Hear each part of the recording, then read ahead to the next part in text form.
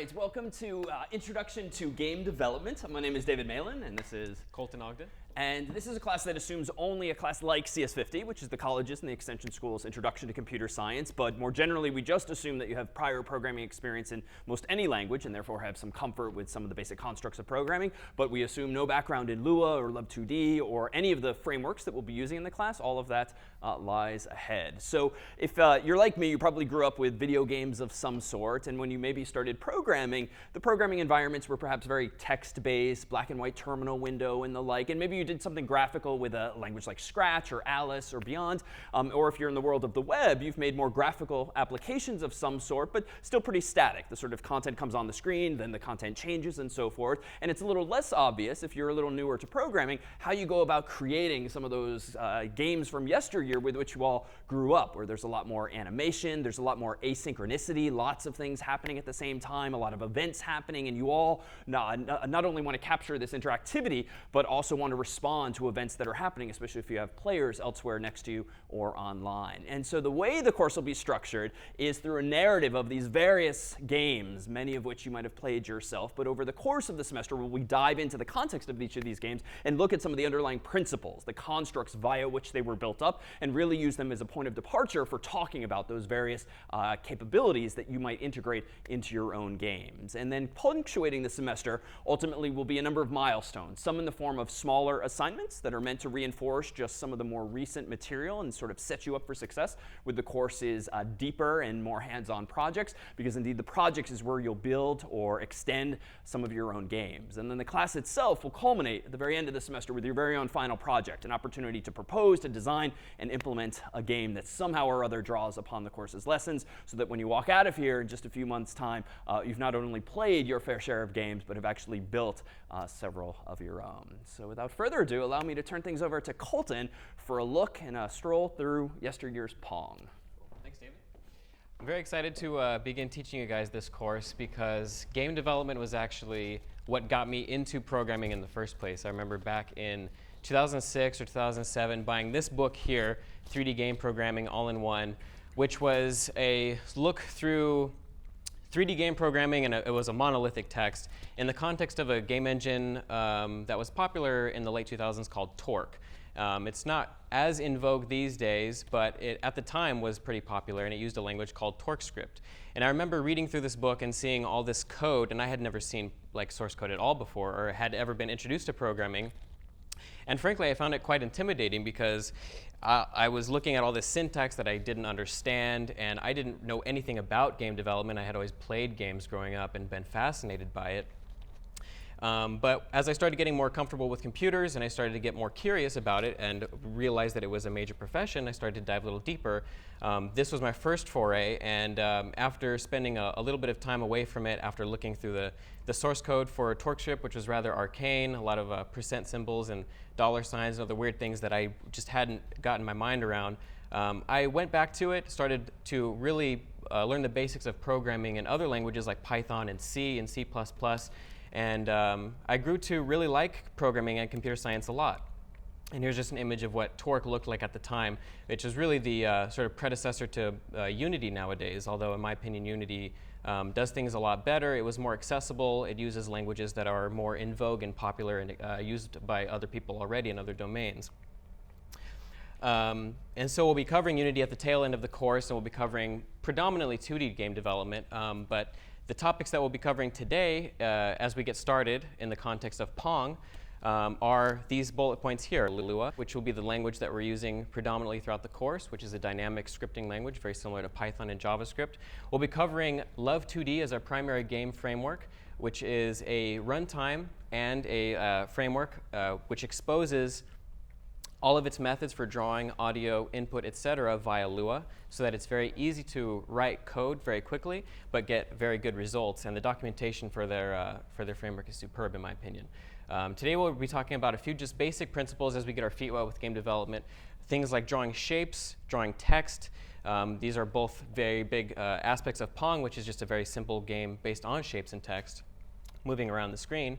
We'll be talking about delta time and velocity, which delta time is probably arguably one of the most important variables that we keep track of in any game framework or engine, which is just the amount of time that's elapsed since the last frame of execution in our game, measured in LÖVE2D in terms of seconds, fractions of seconds. We'll be talking about game state, because you can have a state in your game. You can be at the title screen, you can be playing, you can be in a menu. This will obviously be very important because you want different update logic and rendering logic depending on what state you're in. We'll be talking about basic object-oriented programming for those who might be unfamiliar, coming from C. It's basically a way of encapsulating our data, any of our game objects, in such a way that the variables that are relevant to them are put together along with functions that will operate on that data. So instead of having like 20 different variables for all these different objects that you have to keep track of in your code, each individual object can keep track of all its own information, like its position or anything else that's relevant to it. We'll be talking about hitboxes today, predominantly in the context of box collision, because we'll be talking about Pong, which is just paddles and a ball. Those are all rectangles, and they'll be colliding with what's called axis-aligned bounding boxes, which makes calculating whether two boxes have collided very simple, as opposed to calculating rotated hitboxes, which is a bit more complicated. And then lastly, we'll polish off with sound effects, because adding that polish layer, in my opinion, is important, and it ties it all together. It makes it feel like a more cohesive whole. So two important things that we'll need to do when we're following along with the examples, which I'll show you a link to the repo in a moment, is getting LÖVE2D installed. It's a very simple process. The first link here is just a download link, so it's available for all major operating systems, so Linux, Mac, and Windows. And then the Getting Started link down here below will give you some tips as to how to get started actually running it on your machine. On Mac, I alias the actual runtime executable within the app that it comes with. So in my bash profile, so that I can easily just type love space dot in any directory that has a main.lua file, and I can run it anywhere very simply. And there are similar instructions located on the page for other operating systems. And this is the repo here, which has all of the source code that we'll be using today. And I've structured it in a series of 13 different sub-repos so that you can follow along, and we can build upon Pong starting from scratch, going all the way to a fully implemented game. So the first thing we'll talk about is what Lua is. We'll be using Lua for about 75% of the course. It's a very popular dynamic scripting language, Portuguese for moon, and it was invented in the early 90s as primarily a config language and a runtime language for compiled code bases to save time on adding code to those code bases and recompiling them. A lot faster and a lot easier, especially in the context of the 90s when computers were much slower, to expose the core functionality of your application to Lua, so that you can just run it dynamically and then interact with your compiled code on the fly, rather than having to recompile and wait minutes, potentially hours, just to get some new behavior. It's a language that's focused around the concept of a table. Almost everything in Lua, aside from basic variables, are tables. A table is essentially a dictionary in Python or an object in JavaScript, very similar. Intended for embedded use in larger applications, and the very nature of Lua, intended to be used in the context of these large applications, meant that it was perfect for interacting with game engines, because game engines are a perfect example of code bases that are traditionally compiled code for speed purposes, but it can be very cumbersome to have to add minor functionality and then recompile it and potentially have your whole studio take hours. So we'll be using Lua and a compiled game framework, LÖVE2D, to allow us to rapidly develop. It's similar to JavaScript and Python, a little bit more so to JavaScript, and it's very excellent because it was initially intended as a config language and just sort of a glue layer. It's very good for storing data and code together, almost one and the same. So LÖVE2D is a fast 2D game development framework. It's compiled in C++, and it runs very efficiently because it's so simple, despite the fact that we're running it in Lua. And has modules for basically anything you would need in the context of 2D game development. Only 2D game development officially, although some people I know are working on slight little 3D experiments, but nothing official yet. But it has graphics, keyboard input, math, basically anything you could want in the context of 2D game development. It's completely free, it's portable, you can even run it on mobile and also the web, and it's excellent for prototyping. Even if you don't necessarily want to publish a game in LÖVE2D, it's great and easy and fast just to whip something up in LÖVE2D and then port that over to whatever framework or engine you might be using in the real world. So before we get into looking at some actual concrete code, I think the most fundamental thing we should take a look at is what a game loop is. So a game fundamentally is just an infinite loop, like a while true or a while one. Only in this case, every iteration of that loop, we're doing a set of steps back to back over and over again. We're processing input, so we're seeing, has the user pressed a key on the keyboard? Have they touched their joystick? Have they moved the mouse, clicked the mouse? If they have, we need to feed that into our update. We need to keep track of that and then change anything in our game state that relies upon that input. So we should move our paddles, we should detect collision, we should register all of this, and then whatever has updated, we want to re-render that. We want to render it, render where it's changed so that we have the, we see on our screen visually that things have actually changed in our game world, and we interact with it, and we get a sense that we're using something, interacting with something dynamic. And in the context of 2D games, the most fundamental way of looking at the world is via the 2D coordinate system, which is just simply, as we learned in geometry in high school, x and y axis. In this case, it's slightly different than what we typically learn. In high school, we tend to learn that the x, y origin is sort of bottom left, y positive goes up, negative goes down, positive x goes right, and negative x goes left. But in this case, we're actually starting in the top left, and then it goes y positive down, y negative up, x positive right, x negative left. And everything that we want to draw in our game needs to have an x and y coordinate to draw in order for it to be visually seen on the screen. So today's goal, we're going to start fairly low level and work our way up through examples today and in future classes. Our first game is arguably one of the simplest but also one of the most famous games of all time, Pong, which was released in 1972. And the gist of Pong is you have a paddle on the left side of the screen, a paddle on the right side of the screen. Whoever scores 10 points by getting the ball past their opponent's paddle into the edge of the screen wins.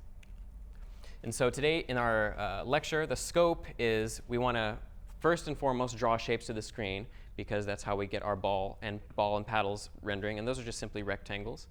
We want to control the 2D position of these paddles because we want them to move up and down, and we want the ball to also move.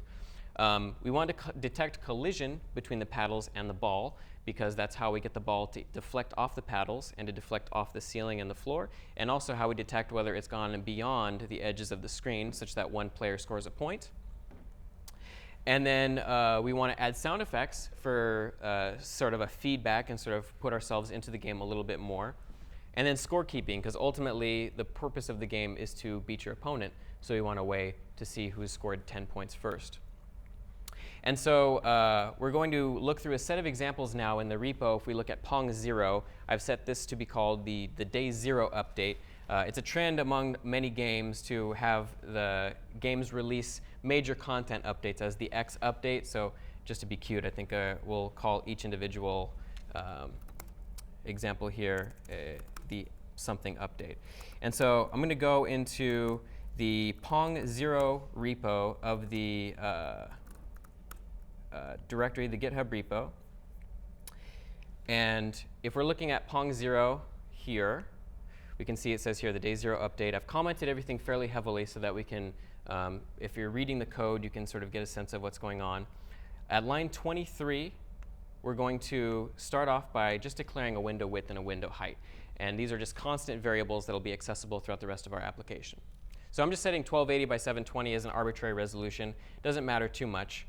An important thing that we need to look at here is at line 29.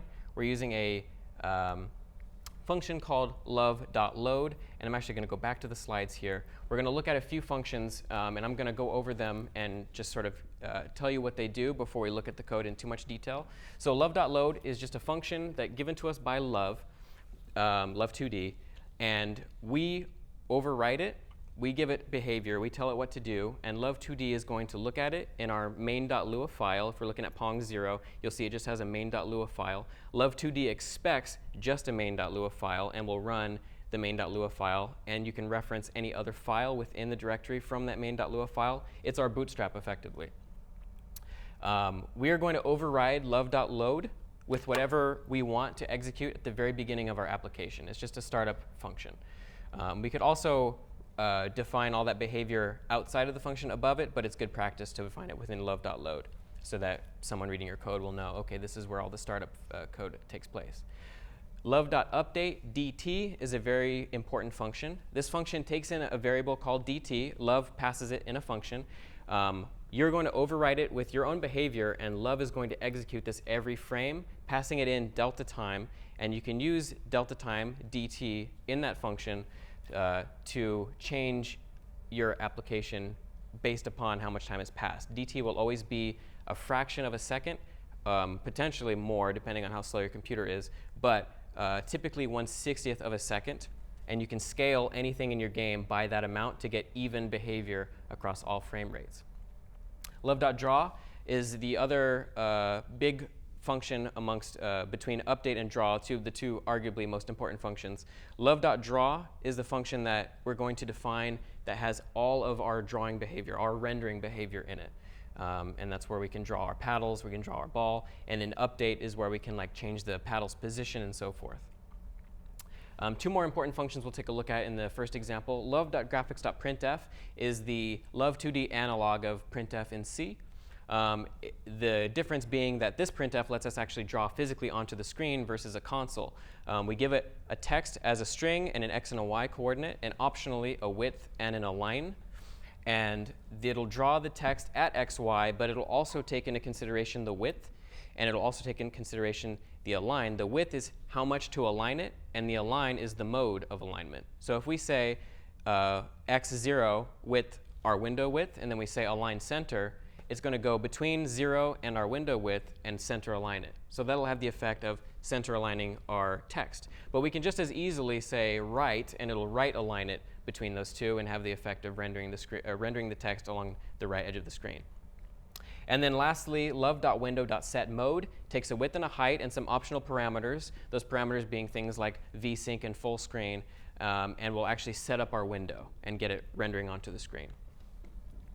And so if we go back to our source code here, at line 29, we're overriding LÖVE.load. We're passing in LÖVE.window.setMode, window width and window height, which recall we defined up above as 1280 by 720. We're passing in a table. This is the syntax for a table, these curly brackets. And the way that we define keys and values is just with an equal sign therein. So full screen gets false, resizable gets false, VSync gets true. So it's going to not be full screen. It's going to be not resizable, but it is going to be synced to our monitor's refresh rate. And that's what VSync is, short for vertical sync. And then on line 40, we're overriding LÖVE.draw. And this has the LÖVE.graphics.printf function therein. And we're passing in the string hello Pong. We're starting it at x0. We're setting it at y window height divided by 2 minus 6, because the default font size in LÖVE2D is 12 pixels tall. So we're shifting it up by 6, so it's perfectly centered vertically in the screen. And then we're setting the alignment amount, the width, to window width, so that it's going to align it within the entire width of our window. And then we're setting it to center alignment. So it's going to be center aligned within our entire window starting at x0. And so if we go to Pong 0 and then we actually run it, it has the effect of doing this. We're just rendering in our default font, default size, hello Pong right in the middle of the screen. So not a terribly exciting example, but it is showcasing the most important functions of LÖVE2D so that we can get started with slightly more interesting examples. So our first content update is the low res update. So we're developing Pong, and Pong is an old game. It doesn't look like the example that we just looked at, where the font is fairly high res. We want something that looks a little more retro. So what we want to do is get our resolution looking like it's from a game released in 1972. So what we're going to do is look at a few more important functions here. So Pong 1 has these functions. So LÖVE.graphics.setDefaultFilter. This function, the purpose of that is every time we have a font or an image in our application, it's going to be applied a filter by default. So it's going to, by default, a bilinear filter. So what's going to happen, the effect of that is basically whenever we magnify or downscale a texture, it's going to assume that we want it to be slightly blurred so as to not look too pixelated, which is good in certain contexts. For higher res 2D game development, that's good, but as we're going to see, that's not particularly good in the context of retro games. Retro games have a very 2D, crisp, pixelated aesthetic, and we want to preserve that. And so this lets us set a default filter. We'll see that in use shortly. Another important, very important function, which is the input phase of our game loop that we saw earlier. LÖVE.keyPressedKey is what's going to allow us to start interacting with that aspect of our game. So LÖVE.keyPressedKey is a callback function that LÖVE expects in main.lua. We're going to override it. It gets passed in a key, and this function gets called every time by LÖVE2D whenever we press a key. It'll detect a key pressed, and it'll call this function. Whatever we've defined in here, it'll call it, and we can set it to take in certain keys and perform certain operations on that input, and it'll get a string. So if we say, if we press the escape key, key is going to be equal to the string escape in that function, and we have access to that. And then another important function, LÖVE.event.quit. This has just the very simple effect of quitting the application, though we can call it in the code as opposed to doing it ourselves. And so here's an example of what texture filtering looks like. Point filtering is the same as nearest neighbor filtering, which is what we're going to be using. Bilinear filtering is shown on the right, where it looks pretty blurry. That's what LÖVE2D applies by default to both fonts and to textures. And we'll see that in an example. I can actually run it in two different styles. So if we go to Pong1 in the repo, and then we run it, we see here, hello Pong is now blown up, and we'll look at some more code actually to see as to why it's blown up. But if we go back to our code, let me pull up Pong1, go to main.lua, and then I'm going to explain this in just a second, but let me comment this out, and we'll see the difference here. You can see it looks a lot blurrier. And that's the default texture filtering taking place. It applies, like I said, not only to textures, but also to fonts. And that's not the aesthetic we want. So let's look at Pong1 in detail, starting at the top. On line 28, we're requiring a library. This is how you get a library in your LÖVE2D application or your LÖVE application. Just equals require and then the name of the library. Push is what we're going to be using to take our 1280 by 720 window and turn it into a virtual resolution window at 432 by 243. We can start to think of our game in terms of a more low-res feel and think about it in 432 by 243 pixels, but still render it in a window that's arbitrarily sized. In this case, we're preserving the 1280 by 720 window that we saw before. If we go to our LÖVE.load function, we see this being used on line 47. Instead of LÖVE.window.setMode, we're now using push setup screen, the push library's setup screen function, where it takes a virtual width, a virtual height, our regular window width and our window height, and then the same table as before. And this has the effect of setting up a window that's got our concrete dimensions of 1280 by 720, but a virtual resolution of 432 by 243. And so now when it renders, as we'll see shortly, it's, well, as we already did see, actually, it's magnified. It has the effect of giving us a lower resolution.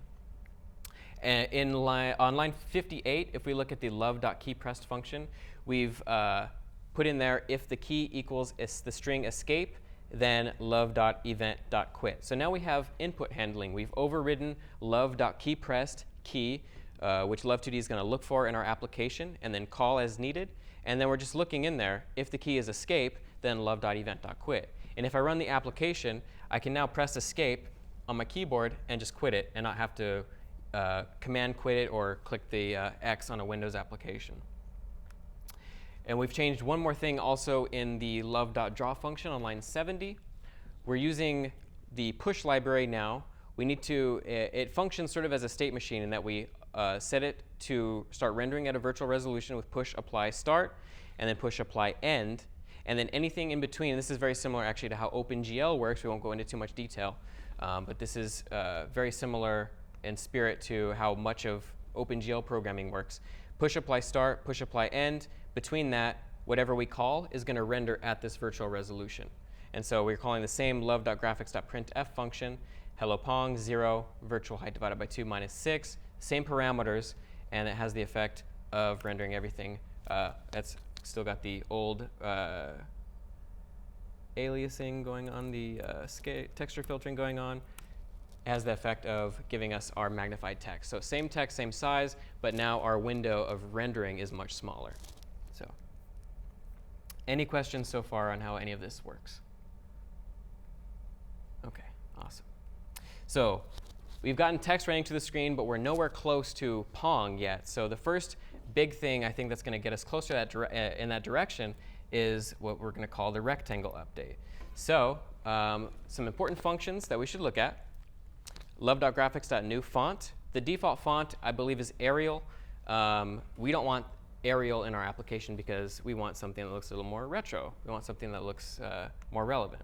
LÖVE.graphics.new font will basically take a path to a font file that we have in our folder, which if you're in the Pong 2 folder, you'll see a font.ttf file. And a size, because every font object that we instantiate needs to have a size, because the font objects are immutable. Once constructed, they cannot be changed, so they need to be allocated on a size-by-size basis. LÖVE.graphics.setFont will take whatever font object we've acquired from this function call, and we can set it here, and it'll set the active font in LÖVE2D to be that font. LÖVE is a state machine in the same sense as before, in that it'll have an active font at any one time, and whatever print functions you call will use the currently active font. And that also applies to whatever color you might want to render to the screen. If you have a font and you want to maybe render it in red, you need to set LÖVE2D's active color to red as well. LÖVE.graphics.clear is a function that takes an RGBA quadruple and will flush the screen in that color. It just has a simple effect of wiping the screen in that color. Useful for drawing just flat colored backgrounds. And then the last function, probably the most important function, is LÖVE.graphics.rectangle. And this is the first function that we'll see that actually ends up drawing something beyond text to the screen. It takes a mode, which can be fill or line, an X and a Y, and a width and a height, and it'll draw a rectangle in that mode, so either filled, so a filled rectangle, or a line rectangle. It'll draw it at X, Y with the width and a height that we pass in. So let's go ahead and take a look at Pong 2, where we can see this actually implemented. So Pong 2, we have our font.ttf in there that I've included, and then a main.lua. And by the way, I forgot to mention the last example, push, the library that we required, is also just in the same directory. And you can just do require as long as the file is there within the directory, it'll just load it. You don't have to specify .lua. It assumes when you require some string that it follows with a .lua suffix. So we're here looking at main.lua in Pong 2. The rectangle update. So on line 28 through 34, it's all the same stuff. We're requiring push. We have our width and height virtually and physically. In our LÖVE.load function, we are on line 43 declaring small font to be a LÖVE.graphics.new font, giving it the path font.ttf because it's right there in the same directory at size 8. And this is going to create a font object, small font, that we can then set as the active font as needed. So if we go down to line 78 in the same directory, we see we're calling LÖVE.graphics.clear. And so we're passing it in a color. I sampled some images of Pong on Google Images and saw a background gray that I liked. So 40, 45, 52, RGB, and then 255 just means completely opaque, so no transparency, the alpha component. And then we're doing the same printf function as we did before on line 81. Below that, on line 89 down through 95, we're actually calling LÖVE.graphics.rectangle. And these are drawing the two paddles and then the ball. So note LÖVE.graphics.rectangle fill mode, because we want the paddles to be completely filled, as is the ball. We're giving it an XY of 1030 and a width height of 520. And on 992, and that'll have the effect of drawing it a little bit shifted from the top left corner, 5 pixels wide, 20 pixels tall. On line 92, we're doing the same thing, except we're going virtual width minus 10. So it's going to go to the right edge of our screen, virtual width minus 10. So 432 minus 10, so 422. And then virtual height minus 50. So it's going to be slightly up from the bottom of the screen. So we have our top left paddle and our bottom right paddle. And then the ball is dead center. So we're doing another graphics rectangle call, virtual width minus 2 divided by 2. So right in the middle, minus 2, because our ball is going to be 2 pixels wide by 2 pixels tall. And same thing with virtual height minus 2, or virtual height divided by 2 minus 2. So I'm going to go ahead and cd into the Pong 2 directory and run it. And that has the effect of we have our new font here in the middle, so it looks nice and retro, much more so than the Arial font as before. We have a rectangle here, 5 pixels wide by 20 pixels tall, a ball in the middle, which is 4 pixels wide by 4 pixels tall, and then a paddle in the bottom right, which is same dimensions as the paddle on the left. So it looks very similar to Pong. It's not interactive at all, but we're sort of getting the feel of what we want our application to look like. We have it mostly sketched out. So any questions so far on as to how this works? OK, awesome. So Pong 3. So currently we have no interactivity with our application, and we want to be able to move the paddles around. We don't want to just be looking at an image the whole time. So the paddle update is going to solve this problem for us. We're going to actually get our first sort of beyond pressing escape to quit the application, we're going to get a sense of interacting with it dynamically. So the important function that we're going to look at in this example is love.keyboard.isDown some key. And this is a Boolean function. It just returns true or false depending on whether the key that we pass in as a string is currently pressed down on this frame. So it just returns true or false. And so let's go ahead and take a look at the demo. We're going to go ahead and pull up Pong 3, the main.lua therein. Notice at line 37, if you're looking in Pong 3, we have a new constant we've defined called paddle speed, which gets the value 200. And this is just an arbitrary value that I found was a good speed, but this is how fast our paddle is going to move. We're going to scale it by delta time, so we're going to multiply it by how many seconds have passed, typically a fraction of a second since the last frame, and this is going to therefore move the same distance over time, depending on whether your computer is running at 10 frames per second or 60 frames per second. So if we go down here to line 63, I've also set up two new variables, player1 score and player2 score. Those are both initialized at 0. We're going to add in this example also some rendering of the score. And notice here on line 49, I've also added a new font, which showcases how you need to separate fonts based on their size because they're immutable objects. Score font gets love.graphics.newFont, same exact font file, but it's 32 pixels large because the font or the score when rendered in Pong is pretty large in the middle of the screen. And so we have two different fonts now, one for rendering our message, one for rendering our score. And it's just going to render these two variables, player1 score and player2 score. And then we've also initialized our y values for the rectangles, the paddles on the left and the right. We need to keep track of their y position because paddles in Pong can only move up or down.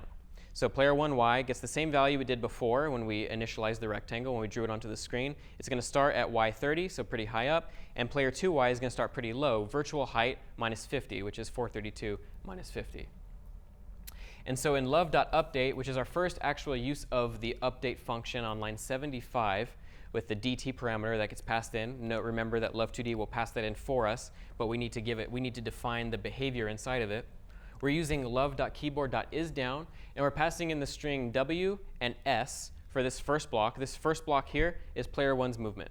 So traditionally on computer, WASD is to move. In this example, we're going to allow ourselves to move both paddles. So we're going to use W and S for the left paddle and up or down for the right paddle. So if love.keyboard.isDown W, which means are we currently pressing the W key, player1Y is going to get itself plus negative paddle speed times delta time. So it's going to move up. It's going to take negative paddle speed, multiply it by delta time, and add that onto our y value, which will have the effect of shifting our paddle up. And it's the opposite for on line 82 for if we're pressing the S key. We need to increase the y by positive paddle speed because recall, y-axis movement is up is negative, down is positive. We're doing the exact same thing with the paddle on the right, except we're using up and down as the strings into love.keyboard.isDown. And then down below here, we are rendering, in addition to what we rendered before, also the score now. So on line 125, note that we're calling love.graphics.setFont score font, because if we don't call this, it'll use just whatever the last font was, which by default is the 8-pixel font, because we set that up top in our program. We want to set it to the score font, and then we want to call love.graphics.print. In this case, I'm just printing them in concrete places, not using printf. Virtual width divided by 2 minus 50. So no matter how we scale our window, it's always going to be 50 pixels to the left of the center of the window, and the 30 pixels to the right of the center of the window if we're rendering the player 2 score. And so if we go into Pong 3 and we run it, it looks the same as before. Note we do have score now in the middle of the screen, 0 and 0. But more importantly, we can move our paddles up and down. But there's one problem, and that's I can move beyond the edge of the screen, which is not behavior that we want in our application. So we have some interactivity. It's moving along, but we still have a long ways to go, unfortunately, or fortunately. So let's go ahead and look at the ball update. So we have paddles. They can move beyond the edge of the screen, but we don't have a ball that it just sits in the middle of the screen, and that's not what we're looking for. We want to have a ball that we can actually bounce between the paddles so we can get an actual game going beyond just moving paddles. So a few important functions we're going to look at. We're going to first look here at random. So in games, random number generation is a very common thing so that we get unpredictability and variability between different instances of our game. An important function that just belongs to Lua, it's not a Love2D thing, it's just a Lua thing, math.randomSeed num. So many of you probably heard of like a seed, like a random number generator's seed, and that just means a random number generator, because it's pseudo-random, it needs some sort of starting value to base all of its random numbers off of. It takes a starting number, it performs some mathematical operation on that number to derive new random values that we can then use in our game engine. But if we give it the same number every single time, it's just going to give us the same random numbers every single time, which means it's not going to be random at all. It's going to be very consistent. So we need a way to seed our random number generator, give it a different initial value or seed, and we're going to do that with the function math.randomSeed sum num. os.time is an important function in the context of this because a very common way of getting a different number every time you run your application is passing it in whatever the current time is in seconds, because usually it's a very large number that is going to be different every single time you run your game no matter what, because it's based upon, in the context of most engines, in the context of Lua, the what's called Unix epoch time, which is 00 UTC January 1st, 1970, which is some huge number, 9 or 10 digits long, that changes every single second. And then in order to actually take advantage of all this, we need a function to get a random number, and so we do that with math.random, which takes a min and a max, although you don't need to technically pass a min. It'll just implicitly use min as 1 if you don't pass it a min.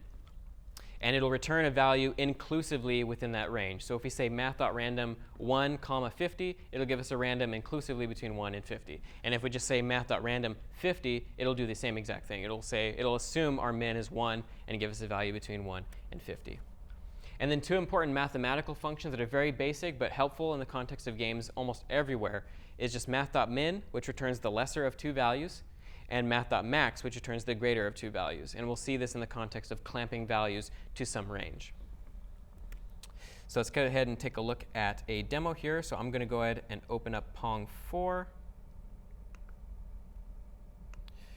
And we're going to look at main.lua therein. So here on line 47, we see we're calling the math.randomSeed function as before. And note that we're passing in os.time, another function call, because os.time is going to be different every time we run our application. So we're seeding our application every time we run it based on whatever the current second is relative to 000000 January 1st, 1970, which is going to be different every single time we run, assuming we don't run it within the same second. And then if we go down to line 67 and 68, we now have, we're giving a starting value to our ball because we want to actually start manipulating our ball. So we give it an x and a y. So we're setting it right to the center again, but now we're defining a variable for it instead of just rendering it statically with our love.graphics.rectangle function, because we want this to change over time. We want to start letting our ball move around the screen. So these x and y variables are going to start changing now, and they're going to change relative to its current velocity. And its velocity is going to be stored in ball dx and ball dy. Dx and dy are common shorthands for delta x and delta y, which is how you represent velocity. So what we're going to do effectively is take whatever our delta x and delta y are and add them onto our ball frame by frame. And that's going to have the effect of updating our ball's position by some value and separating the delta x and the delta y will allow us to have different angles, different trajectories for our ball. And then another thing that we're also doing in this application, we're starting the concept of a game state, because now we can have a starting state, and what we're going to have is a play state. And so all we're going to do here in this example and this application is store our state as a string. In future examples, we're going to use what's called a state machine and actually separate out different states into their own modules. But in the context of this game, we're just going to use a simple string just to illustrate how it works. And we're going to say our first state when we start the game should be the start string, the start state. And so here on line 86, what we're going to do is solve a problem that we had in the last example, which was the paddles could move beyond the edges of the screen, which is not behavior that we should permit.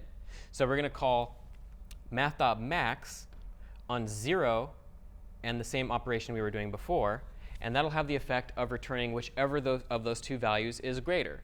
So if the value is, if we're adding negative paddle speed to our YA value and it goes into the negative range, which means it's beyond the top edge of the screen, 0 is going to be the greater of those values, and so it'll always be 0 in that case. Math.max returns the greater of the two values. So it'll have the effect of clamping it such that it never goes above the top edge. The inverse is true for line 96, where we call math.min on virtual height minus 20 and player1.y plus paddle speed times delta time. And so this will have the same effect. It will return whichever of these two values is lesser, in which case if we've gone above virtual height minus 20, which is down at the bottom of the screen, shifted by the size of our paddle, it's going to set it to virtual height minus 20, so we never go below that point. And we're doing the same thing for player 2, exact same logic. And then if we're in the play state, we're going to actually update our ball's position. So if we're in the start state, ball's not going to move at all. But if we're in the play state, we want ball x to equal ball x plus ball x times delta time.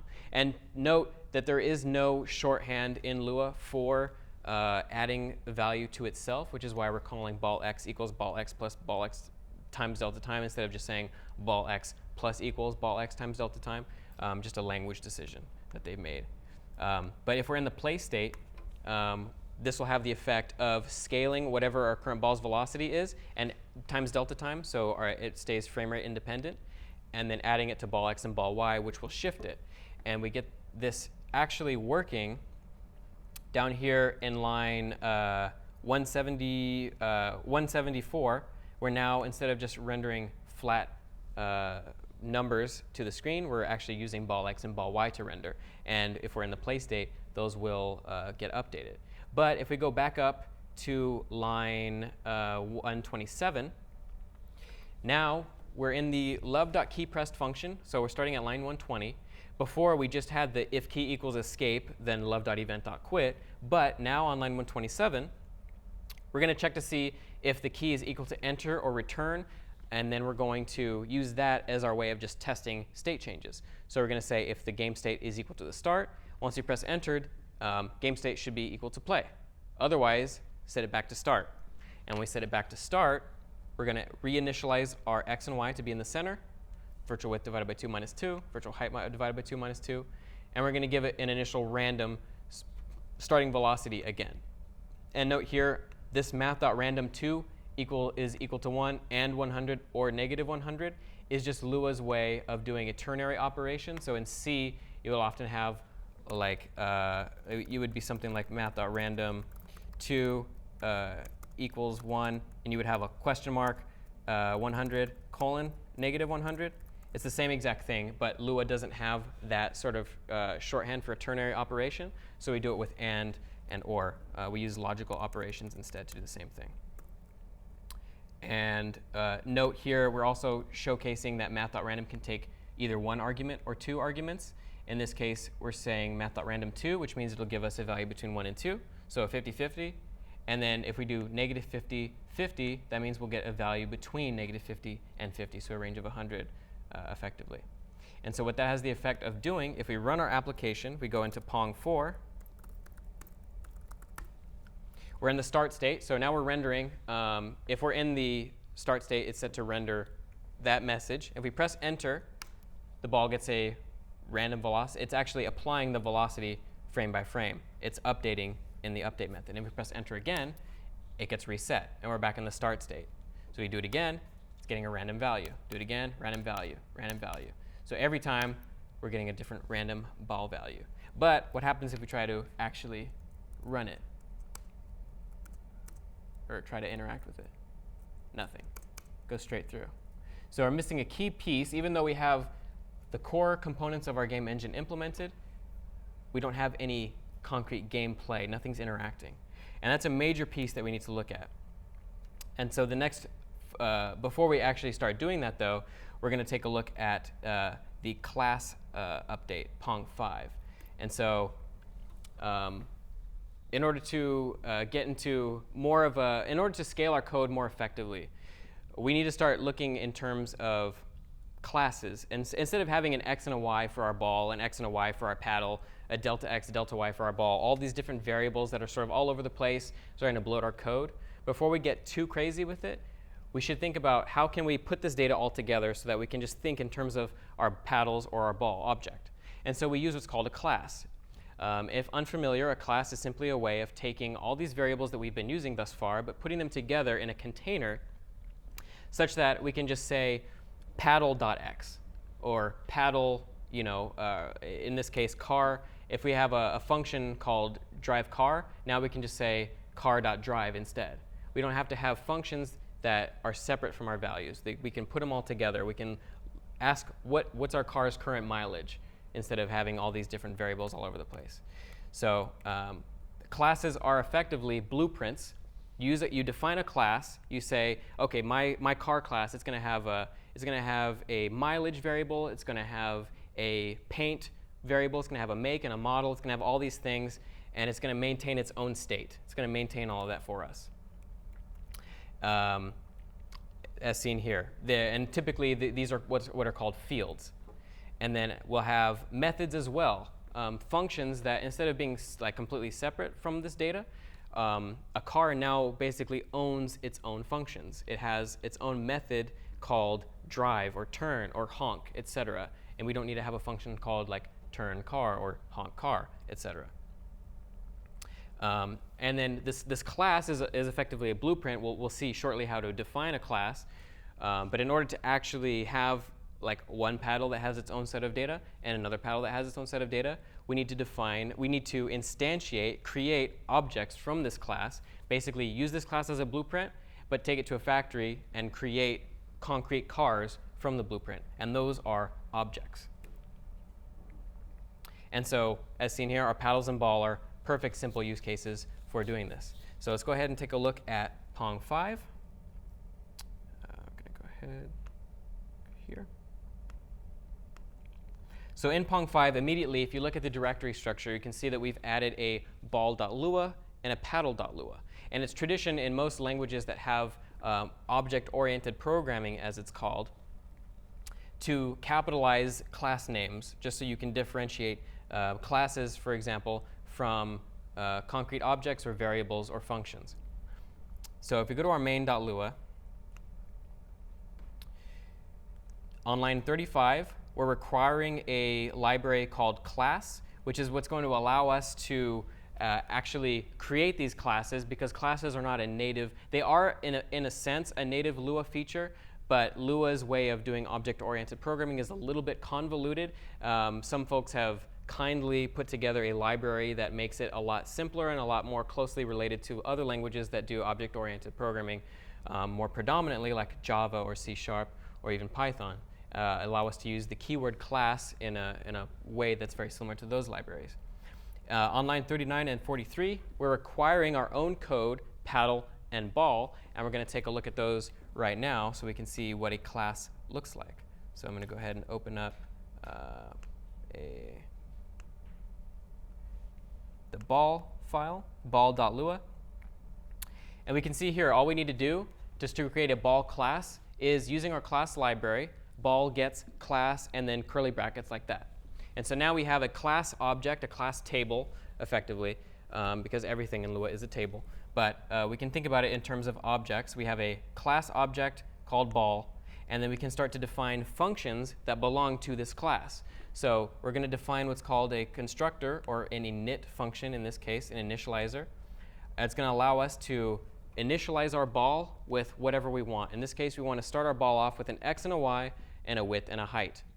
And notice within here we have a word called self. Self and this are common words in object-oriented programming languages that mean whatever object we're creating with this class is going to be self.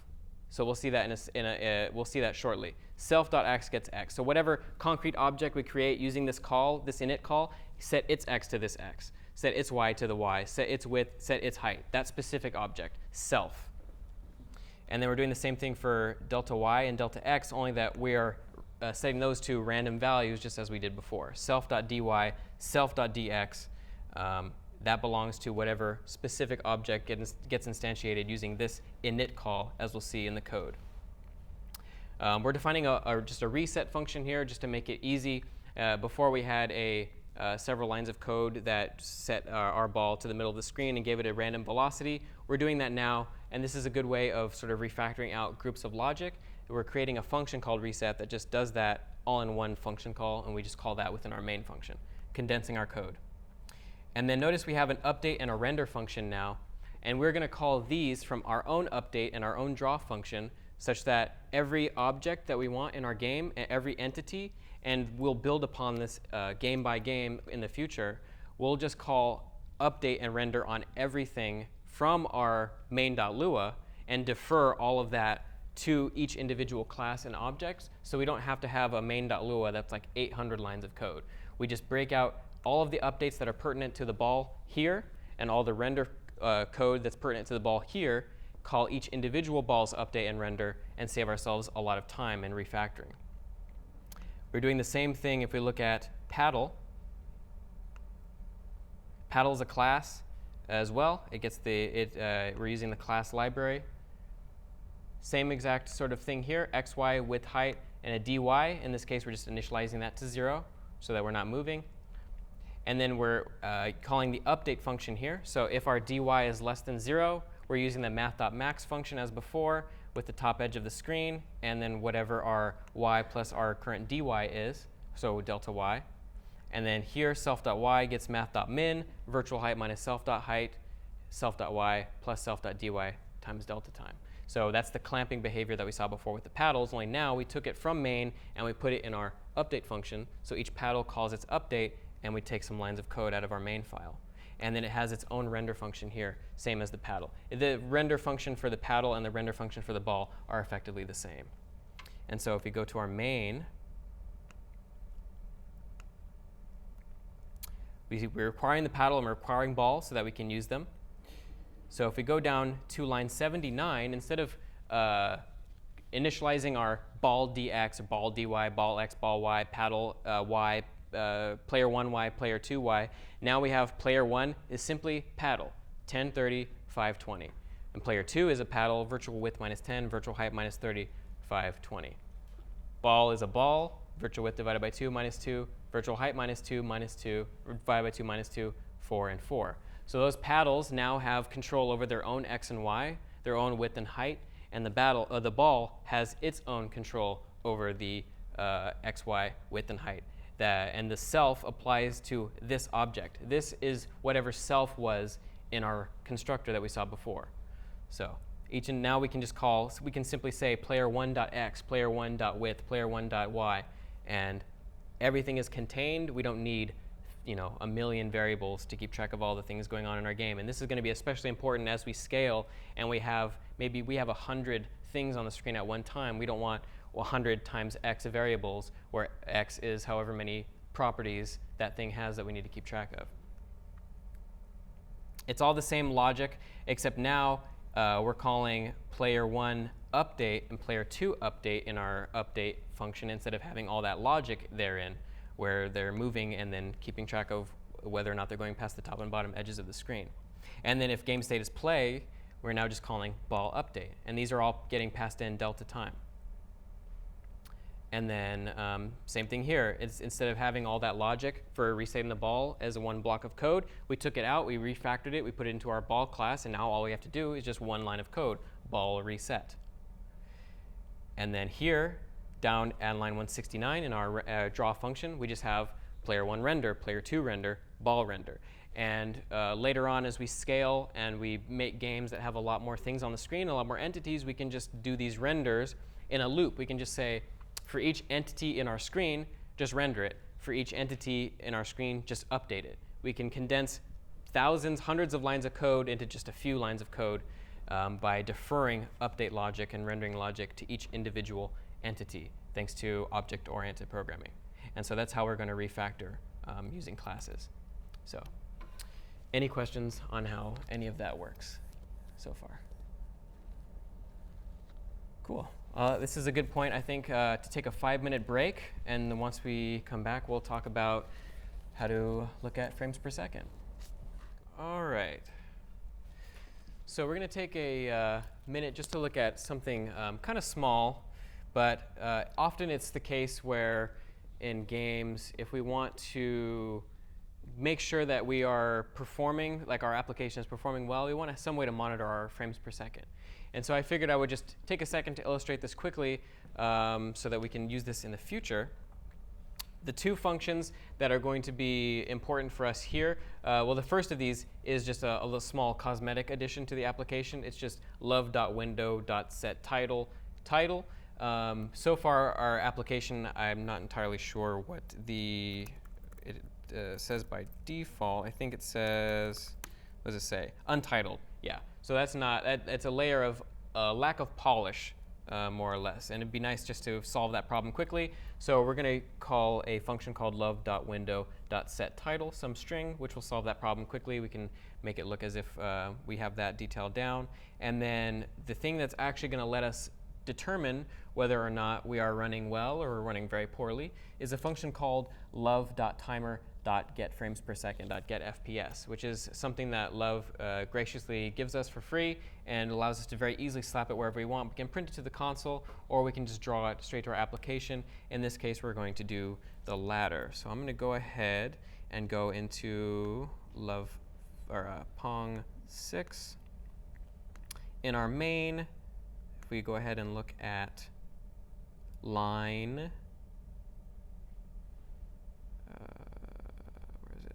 line 64, love.window.setTitle Pong, just quick and easy. Now our window header is set appropriately. And if we go down to line 198, here I've decided to sort of split out this in a separate function called display FPS on line 198. And the function is defined on line 207, so function display FPS. Takes no parameters. Its only goal is to just draw our current FPS to the screen. So we're going to set our current font to small font. We're going to set our color. So this is what I alluded to before, in that we can set Love's rendering color to some RGBA quadruple. And anything that we draw beyond that point will then be drawn at, whatever that color is. So in this case, we're giving it red of 0, 255 on the green, 0 blue, 255 fully opaque, which has the effect of setting our color to just completely green. And then love.graphics.print, our current FPS, we're going to string. And then our current FPS here, which is love.timer.getFPS, but it's going to return that as a number. And by default, Lua does not allow you to concatenate strings and numbers. So we're going to concatenate here with this dot operator, which is the way of doing string concatenation in Lua. We're going to call the toString function. So we're going to take in love.timer.getFPS, we're going to make it a string, and then we're going to concatenate it here. And then we're going to call love.graphics.print on that value, and then we're going to put it at 1010. So shifted just a little bit from the top left edge of the screen. So that's going to have the effect of, if we go to Pong 6 and we run it, we can see now it starts at 0 and 52 because it has to gather a few frames of data before it has a number we can actually use. But we see there FPS at 60, and so our game runs otherwise just the same. So completely random, a little bit broken, but that's OK. We'll fix it up.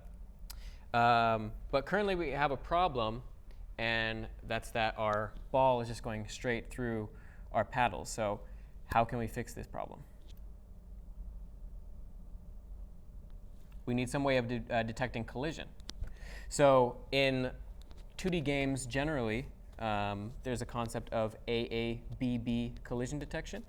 And what this is axis-aligned bounding box collision detection, which means that we have bounding boxes, just rectangles, quads, which have an x and a y and a width and a height, which are non-rotated. So they're completely aligned with our axes. They're completely parallel, perpendicular.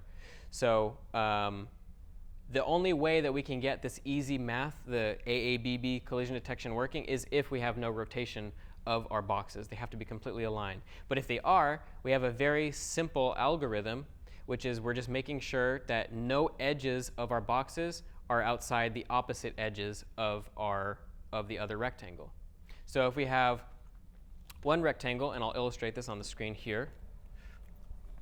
We have two rectangles. If this top edge is below this edge, we know no matter what, they're not intersecting. There's no way it can, because it's below here. So no matter where it is on the x and the y, if it's below here, it's not a collision.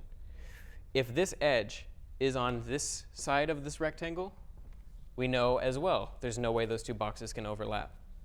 And it applies to every edge as long as it is the opposite edge. So if this edge is below this one, if this edge is above this one, if this edge is on the right and this edge is on the left, it means that no matter what, those boxes aren't colliding. So we can simply do 4 conditions. We can say if rect1.x is not greater than rect2.x plus rect2.width, and rect1.x plus rect1.width is not less than rect2.x. So if the two edges are not beyond their opposite edges. Same thing with the y and the y plus rect1.height. We know that we have a collision. We know that because we haven't fulfilled any of those criteria. But we know that if that's not true, if one of the edges is not beyond the opposite edge, then we do have a collision. So it is going to be true. So we'll see that here in our code. If we go to Pong 7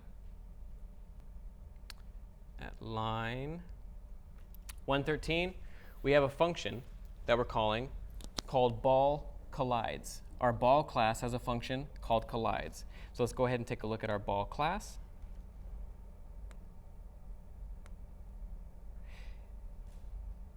And in this case, we've defined our function such that it takes in a paddle parameter. So it's going to compare against another rectangle that has an x, y, and a width and a height. And we're saying that if Rx is greater than the paddle x plus the paddle width, which means if Rx is greater than the right edge, so if our top left is greater than or just our left is greater than the right edge, we know that we can't collide. Same thing if it's greater than the other rectangle's self.x plus self.width.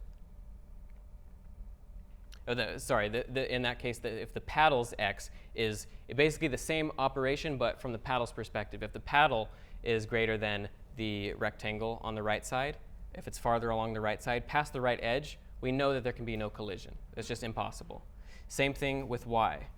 If the y, self.y, so this ball's y, is greater than the paddle's y plus the paddle height, so if it's below the edge of the paddle, because we're taking the height into consideration, or if the paddle's y is greater than this ball's y plus self.height, then we know that that also can't be a collision. But if that's not true, then we need to return true. And so if we go back to our main, oh, that's the wrong main. If we go back to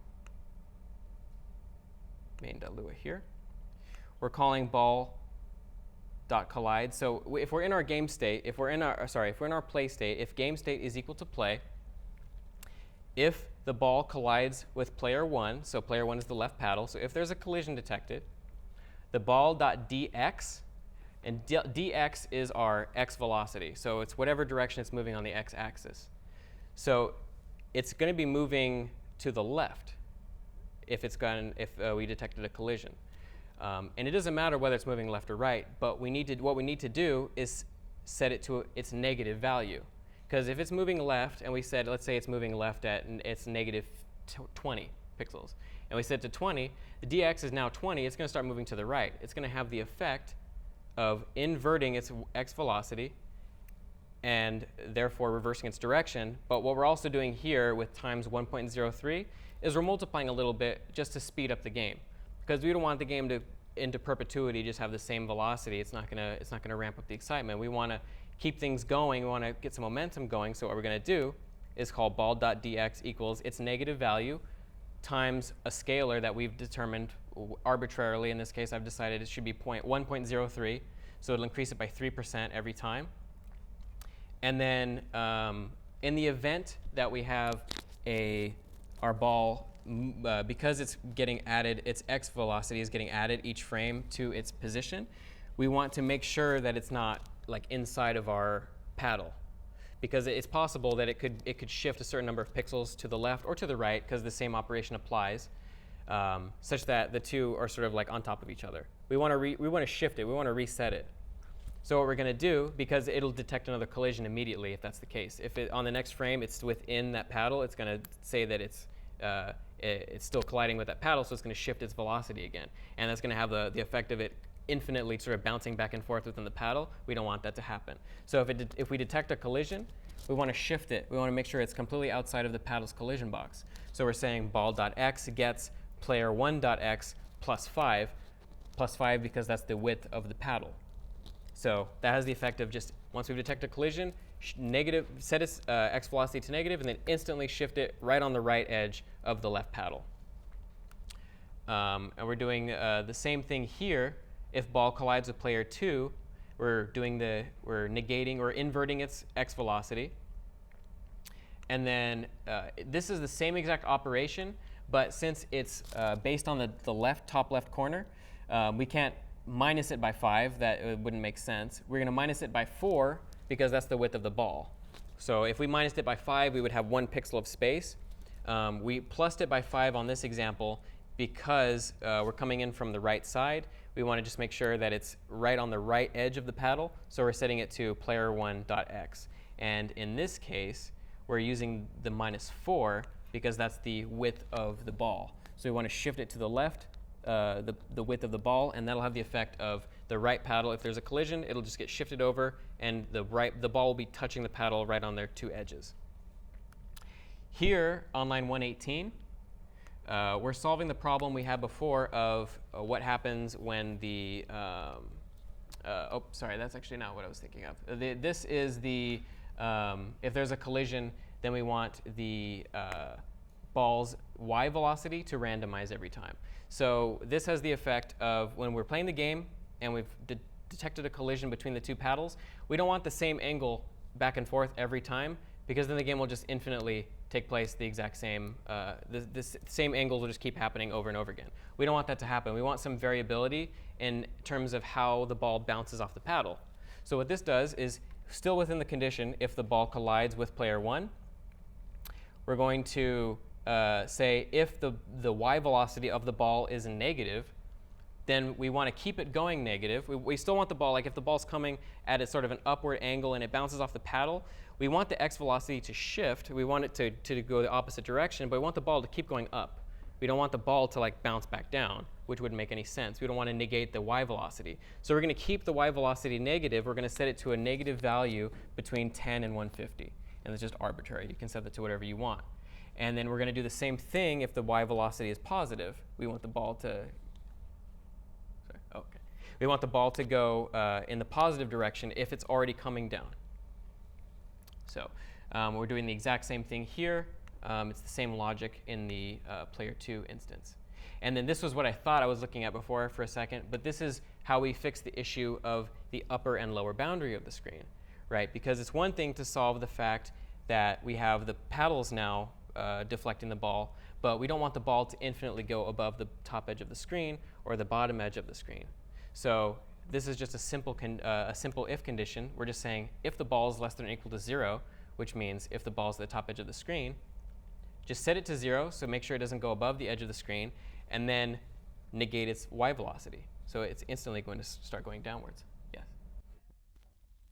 This question is about Pong 7, line 113. Couldn't the shifting of the balls dx and y be done in the ball collides function if there is a collision? The shifting of the ball's function. If ball collide, no, collides, the collides function is it just returns true or false.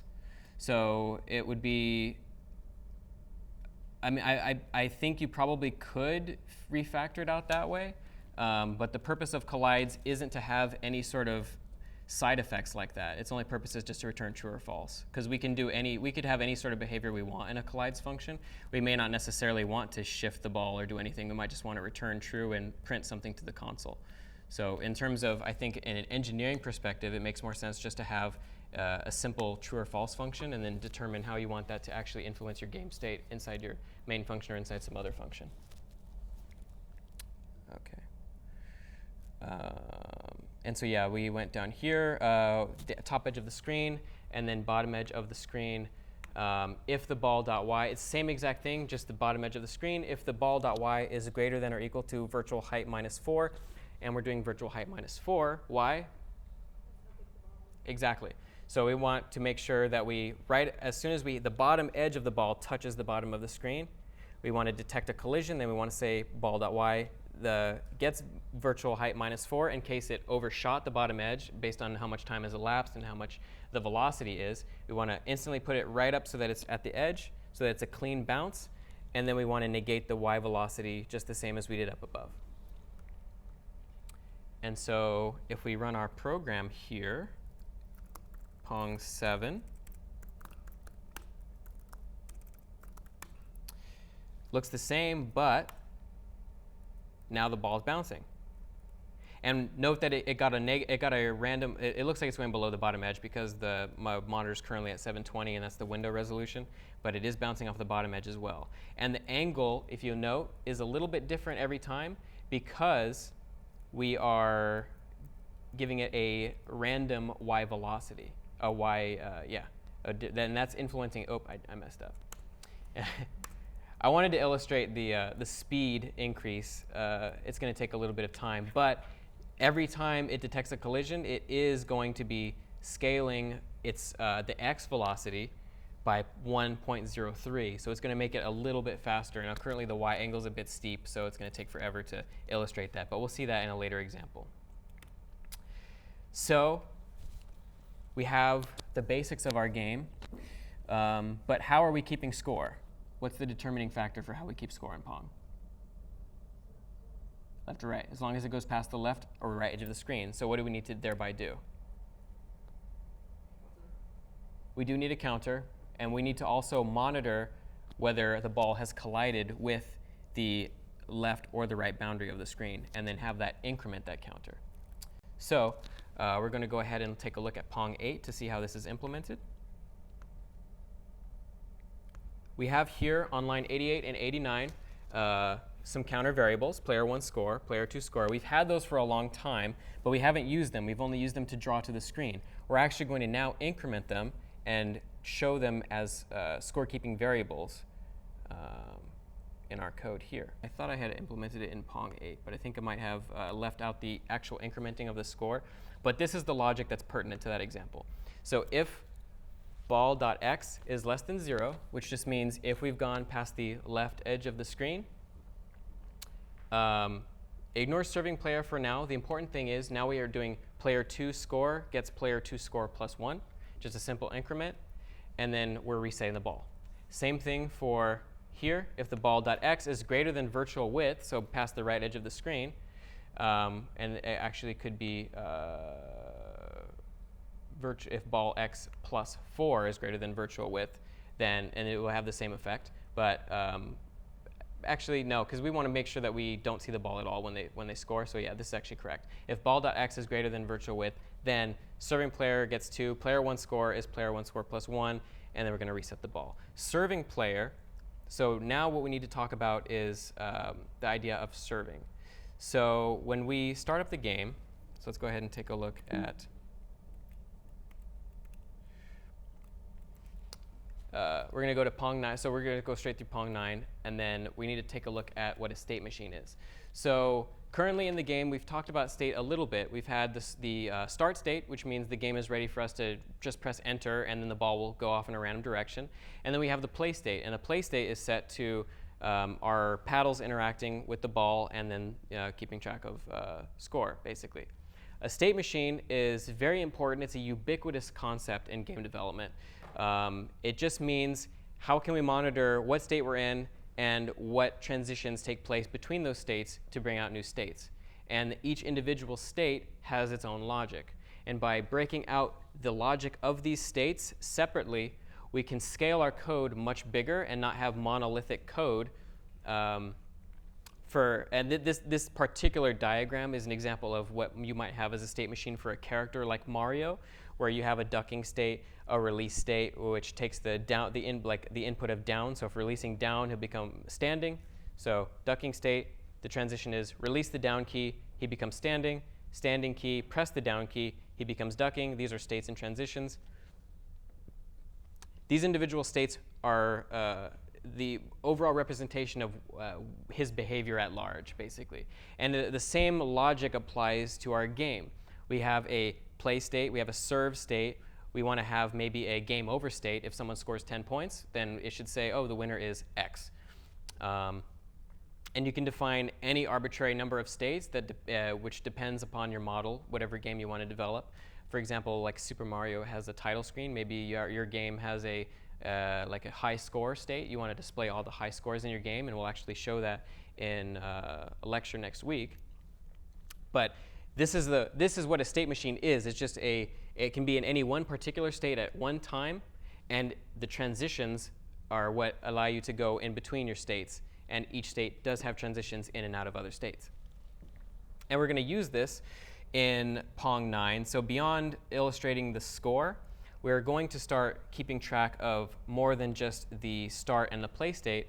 We're actually going to start modeling the serve state. And so let me go ahead and illustrate what this looks like. So if we're here, I just pressed enter. We started at the start state as normal, but I pressed enter, and now it says player 1 serve. So we're actually serving.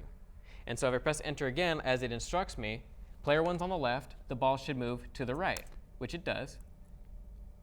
So I'm going to go ahead and lose on purpose as player 2, and now it's player 2's serve. So whichever player loses should get to serve again. And so now if I press enter, note when we were player 1, the ball moved to the right. So if we're player 2, the ball moves to the left. So we have now a little bit more interaction. We have different states. We start off the game, and then we serve, and we play. So when the ball's live, when we're actually doing this, we're in the play state. Now we're in the serve state. So what's the transition between the play state and the serve state? What's the transition there? We score a point. So if we're looking at our state diagram and we're in the play state, the transition to the serve state is X player scores a point. And then if we're in the serve state, the transition is someone presses enter. Enter key gets pressed. And so that's how we want to think about our games. If we have a bunch of different sets of sort of logic that we can sort of take out of our game and think about conceptually, it allows us to break our game up into a bunch of different modes and states and not really get overburdened by all these variables that maybe need to keep track of, or what state are we in, like what are all these variables doing? And we'll see how we can break this out in a more modular fashion in future weeks. Note that right now, currently all we're doing is we're setting a state variable to some string here and just doing if conditions on it, which works fantastically for small examples. So if, like, for example, if we're in the update function and game state, see here we're just saying if the game state is set to serve, then we're initializing all of the variables. If the game state is play, then we need to actually perform our logic here. So if we're in play, this is going to get called each frame, and we're going to say if ball collides with player 1, do all this stuff, and then this allows us to sort of think of our game. It's almost like having separate update functions within our update function. And we'll actually see how we can take these out of one update function in future weeks with a actual state machine class and implement things a little bit more abstractly.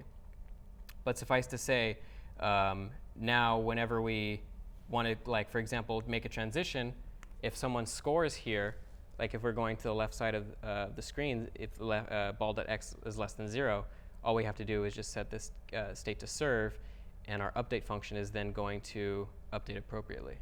So any questions on how sort of state machines or the state works here in the context of Pong? Yes? So the state machine is the relationship between the states, or is it the container of the states? The state machine is sort of the overall conceptual look at what your different states are and their transitions, yes. And in future weeks, we're not implementing a state machine object or a class here, but in future weeks, we will see a state machine class that manages transitions between different states in a more modular and clean fashion. All we're doing here is our state machine is just if statements and saying if the state is equal to this, then do this, and then change the state to some value. So the state machine is like a concept? It is a concept, yeah. But we will see an implementation of a state machine as an object next week. So, any more questions? OK, cool. So currently we have scoring. As we saw, the player 1 score and player 2 score are getting incremented now, and those therefore getting rendered to the screen whenever we go to the left or the right edge. So we're keeping track of score, but what do we need now in order for someone to win? Sorry? Yes, it does. Exactly. So it's actually quite simple. All we need to really do is just an if statement, right? If someone's score is equal to some value, 10, then some player has won. So if we look at Pong 10, we go to main, and go to here, line 174, and also line 160, we can see that all it literally is in our logic from before, where we're just testing to see whether the ball has gone beyond the left or the right edge, because this is effectively where you need to do your check anyway to see whether someone scored a point. So all we're doing is adding logic to that part of the program and saying, after we increment their score, if it's equal to 10, we're setting a value called winning player. We're going to set it to 2. So if the ball.x is less than 0, then that means that player 1 got scored on because it went past the left edge of the screen. Therefore, player 2 score should go up. And therefore, the winning player should be 2 if the player 2 score is equal to 10. And in this case, see, we're setting a new state, done. And then if that's not the case, so if their score is still less than 10, we should set it back to serve and then reset the ball. And so if we go to our update function, here actually we're doing it in our update phase. So currently, if it's the done state, the ball gets reset, but no update is being applied to the ball in that case. We still have scores 10. It'll still render the scores, so score whoever's got 10, and it'll show the other player's score. And the actual logic that applies here, whenever we want to break out of that state, is in our love.keyPressedKey function. We see here on line 227, if game state is equal to done, which we set it to before, and this will only execute if they've pressed enter or return, so it's effectively waiting for them to press enter or return. We want to set game state back to serve. We want to reset the ball. We want to initialize their scores back to 0, so we're setting up a brand new game effectively. If the winning player is 1, then we'll give serving player to 2 so that they have the advantage on the next game, and then otherwise set it to 1. And if we go down to our render function, so down to line 275, if we're in the done state, then we should render to the screen player and then winning player, because remember we set winning player to 1 or 2 depending on who won, depending on who scored the 10th point. We'll say player 1 or 2 wins, and we'll just render that, and then press enter to restart after that, and that's the logic for that. And we can see this and play. Also, if it's too slow, we might not have to go through an entire run. But I sped up the, whoops, don't want to actually hit the ball back. I set up the speed, so we're in the serve state, we're in the play state. It's up, the ball bounced back. It's going to be a bit tedious, but suffice to say, it's a big payoff. Don't worry. Should have set the speed a little faster. Almost there. It's getting tense. And player 1 wins. So there we're also setting the font to a larger size. And in the code, I create a new font object that's basically between the small font and the score font, which is a large font, so 16 size font.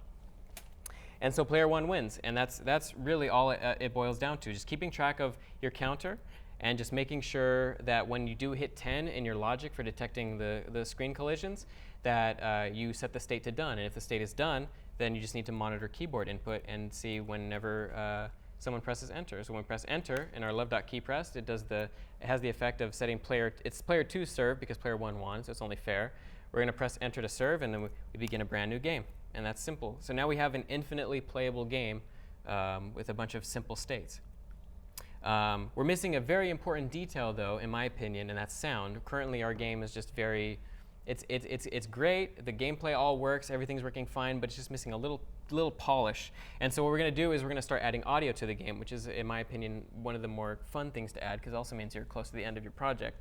LÖVE.audio.newSource is a function we're going to look at here. All this is going to do is take a path and then optionally a type. And this path is going to be to a sound file. And it's going to create an audio object that you can play back at any point in your application. So what we're going to effectively do is just whenever a collision happens, depending on what type of collision it is, we'll just play a particular sound. And a program that I really like to use for all of this, and what I encourage you guys to download if you want to start tinkering with your own sounds for your project, is a program called bfxr. It's free on Windows and Mac. I'm not sure if they have a Linux port. They might have a Linux port of a similar program called sfxr, which is what this is based off of. But what this allows you to do is just generate a bunch of random sounds, and I can illustrate that shortly for you. If you would like to grab it, it's on bfxr.net. It's a super quick download, and here I'll demonstrate it just so we can see how it plays out. So this is the interface. Make sure I have some audio, and then there's a lot of different presets here. So there's pickup / coin, laser / shoot. It's meant for sort of like small games like this, like implementing on the fly prototype audio type stuff. But you can see it just implements. I'll turn that down, it's a little loud. We have power-ups, for example. So every time I click on this, it's going to give us a random power-up. So.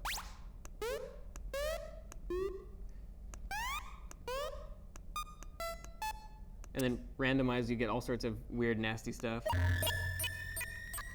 And then the stuff that we'll use is blip / select. Most of the things in our in like interfaces and games like Pong, you just want simple sounds like this. So I've already done the work of generating a few sounds that I thought fit pretty well. I'll go ahead and show you the code first in Pong 11. If we go to, if you look in the directory structure, you'll see we have a sounds folder. In the sounds folder, I've created 3 sounds. Paddle hit, which is anytime the paddle hits the ball. Score, which is when anytime the ball goes past the left or the right boundary of the screen. And then wall hit, so anytime the ball touches the top or the bottom of the screen. And so the logic of this is extremely simple. All we need to do is whenever, we already have it implemented, so all we need to do is,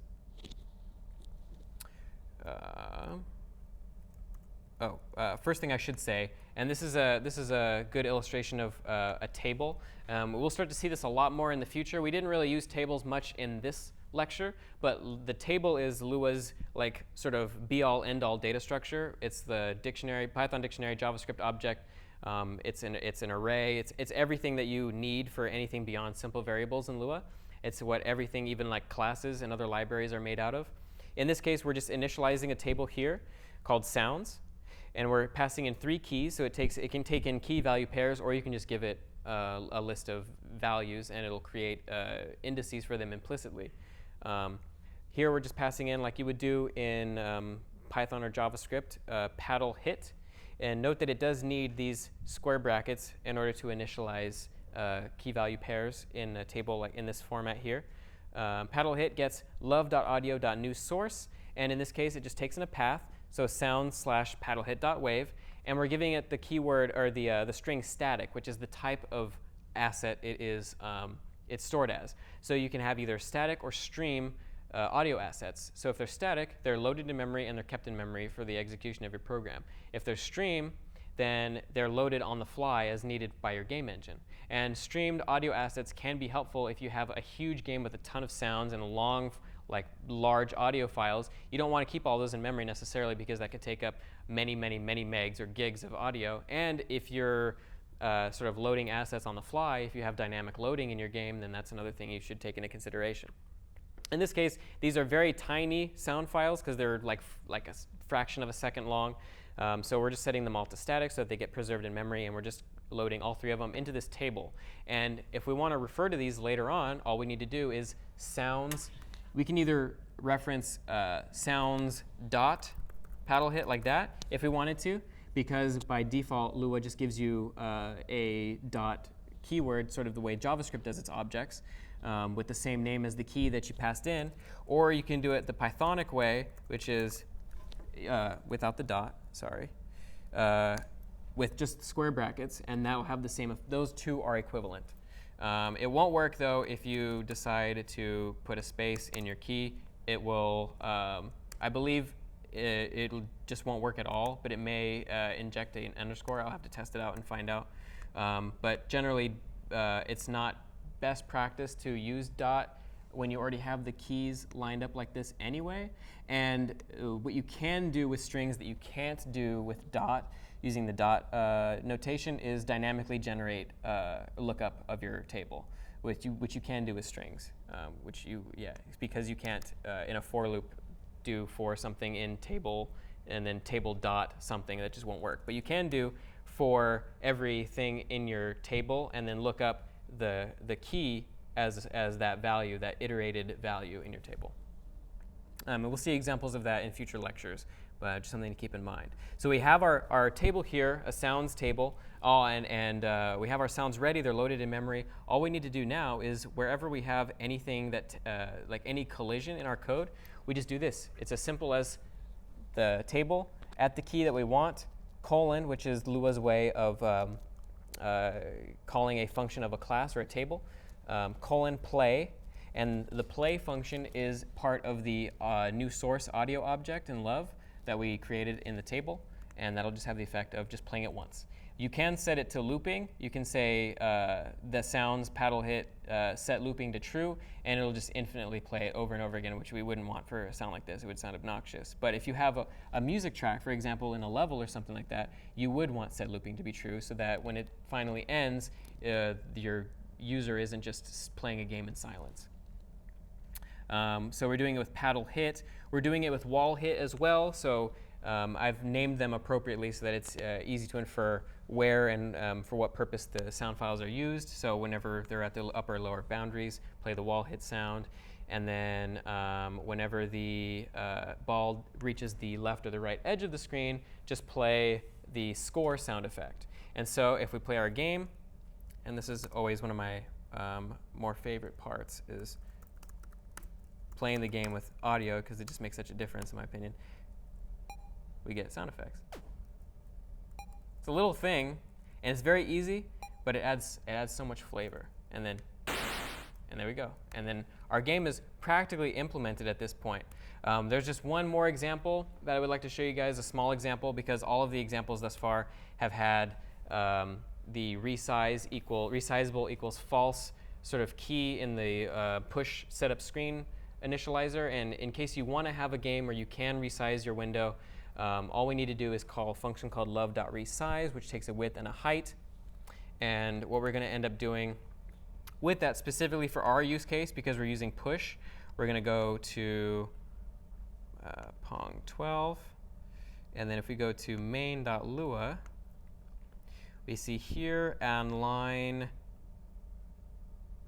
85, I've changed resizable to equal true now, so that it'll actually allow us to resize the application. If that's false, you won't even be able to click and drag the bottom corner of the screen. It just won't let you do it. And then all you have to do is call love.resize with height, and then pass in push resize with height, because push underneath the hood takes a texture and renders to it and then upscales it to fill your window. And so it needs to know what your current window dimensions are so that it can upscale it to fit the right dimensions. And push also adds things like letterboxing, which is convenient if you want to maintain the exact same aspect ratio. And in a game where maybe you have a UI that's driven by the size of your application, this function will be important, because then you can resize and reposition your UI elements appropriately. Because if your game is small, maybe you want certain parts of your UI to be invisible or in a different location altogether, just so that you don't take up a ton of screen space, and just to accommodate all possible users of your application. But that has the effect now of, if we go into Pong 12 and then run it, actually, I might even not even be able to use the bot. Yeah, I can just do this now. I can resize it, and it'll maintain the virtual width and height that we set it to before, because that's like first and foremost what push will do, and it'll letterbox no matter what size your application is, to make sure that it maintains that aspect ratio. So if you're beyond that aspect ratio vertically or horizontally, you'll get the appropriate letterboxing for it. So it's super convenient. You don't have to worry about your users getting super distorted aspect ratios because they're using some sort of unforeseen resolution. It'll always maintain it, even if it's super tiny because their monitor is super thin. It'll always maintain the aspect ratio. But that's pretty much it for Pong, actually. We have a complete game, start to finish. And if you have any questions, I'd be happy to answer them.